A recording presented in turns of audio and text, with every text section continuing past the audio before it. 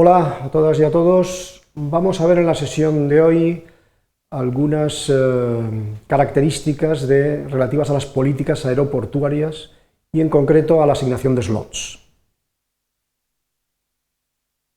El índice que vamos a seguir para ello incluiría los factores que definen las políticas aeroportuarias, en primer lugar. Veremos a continuación las reglas que concretamente se aplican a la asignación de slots. En tercer lugar, daremos un ejemplo de la importancia que puede llegar a tener el mantenimiento de slots. Y finalmente, plantearemos el debate actual, sobre todo en Europa, en torno al sistema de asignación de slots.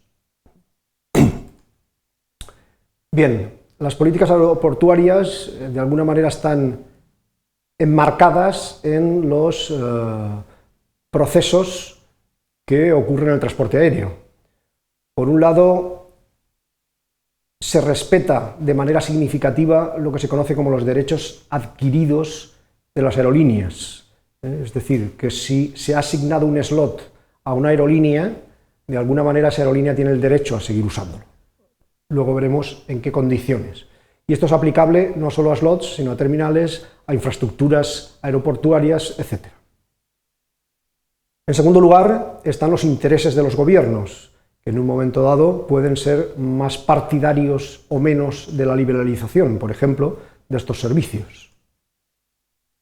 En tercer lugar, al final esto se concreta en efectivamente los procesos de liberalización o no de la gestión aeroportuaria.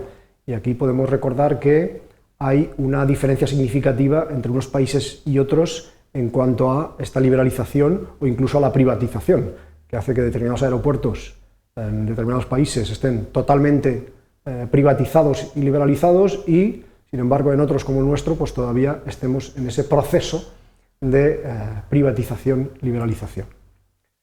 Finalmente, otro aspecto importante que interviene es la propia densificación de la red de rutas aéreas. Bien, con este marco pasamos a revisar cuál es el sistema de asignación de slots. En primer lugar, hay que pensar que los slots, es decir, las franjas horarias para el despegue y aterrizaje de aviones en un aeropuerto, son un bien escaso, porque el límite está establecido. Normalmente se habla de un máximo, en el mejor de los casos, de 60 movimientos por pista a la hora, que en realidad luego no es un dato del todo real, porque muchas veces por cuestiones medioambientales o por cuestiones de seguridad o simplemente por comodidad de la gestión no se llega a ese límite, de manera que al final, pues, sobre todo en determinadas horas punta, la limitación en cuanto a los posibles vuelos, en cuanto a los posibles despegues o aterrizajes, va a ser significativa. ¿Qué criterios se aplican para asignar esos slots a unas rutas, a unos vuelos, a unas compañías o a otra? Pues básicamente se utiliza, en primer lugar, lo que se conoce como derechos adquiridos, los grandfather rights, los derechos de los abuelos, sería la traducción, ¿no? Es decir, el que tiene un slot tiene derecho a seguir usándolo. Eso sí, tiene que usarlo. Digamos que esta regla se combina con la de use it or lose it, es decir, si no lo usas, lo pierdes y la autoridad aeroportuaria tiene derecho a asignar ese slot a otra compañía. Dentro de esta rigidez, pues a veces hay cierta flexibilidad en cuanto a ajustes, muchas veces de carácter técnico, establecidos por el aeropuerto. En teoría, en la regulación internacional se intenta también que esta rigidez en favor de las compañías establecidas no evite la entrada de nuevos competidores. De alguna manera tenemos que hacerlos compatibles, por lo menos en teoría. Y por otra parte, el aeropuerto suele priorizar los servicios de carácter anual, por ejemplo, los estacionales, porque de alguna manera dar un servicio estacional pues significa que el slot se desaprovecha en otras partes del año, ¿no? Finalmente, dentro de estos criterios, al final, como suele haber más demanda que oferta, pues lo que se hace es establecer unas listas de espera y hay que respetar esas listas de espera para ir ocupando los slots que queden libres. Esto evidentemente es un sistema muy rígido y poco abierto a la liberalidad.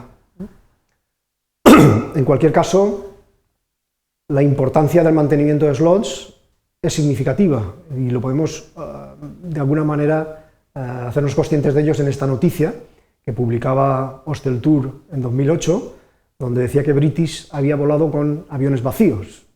¿Por qué vuela British con aviones vacíos? Pues evidentemente para que no le quiten los slots, para que no le acusen de que si no puede hacer esos vuelos, porque no puede hacer esos vuelos con pasaje, que sería su deseo, pues los hace sin pasaje para poder decir que está haciendo esos vuelos y por lo tanto no perder los slots.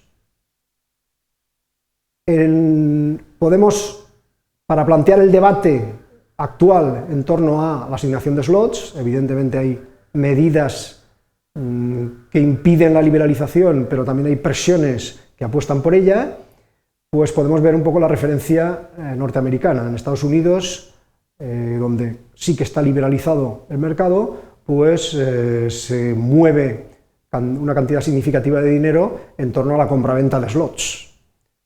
¿Esto qué significa? Significa que ahí se está creando, que los slots pueden crear valor económico. Si pensemos que si determinado slot en una hora punta, por cuestión de antigüedad, lo tiene una compañía que está volando una ruta de poca demanda, pues de alguna manera se está desaprovechando un recurso. En el caso europeo, como este compraventa no es posible, lo cierto es que ha habido determinados intercambios, los intercambios sí que pueden hacerse bajo determinadas condiciones, donde de alguna manera se ha visto que en realidad más que un intercambio, pues había una compra de un slot con mucho valor a cambio de un slot con poco valor. Claro, las compañías no hacen esto normalmente de gratis, ¿no? Y de alguna manera parece estar ocultando un movimiento subterráneo de dinero, y de hecho hubo un caso Kelsey, donde se planteó ante la justicia y demás, ¿no?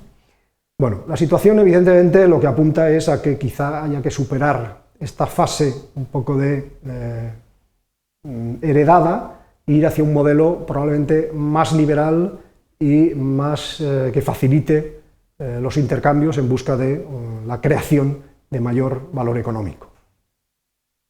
El debate está abierto y evidentemente está más en manos de los políticos que de los técnicos, porque es una cuestión más económica que técnica.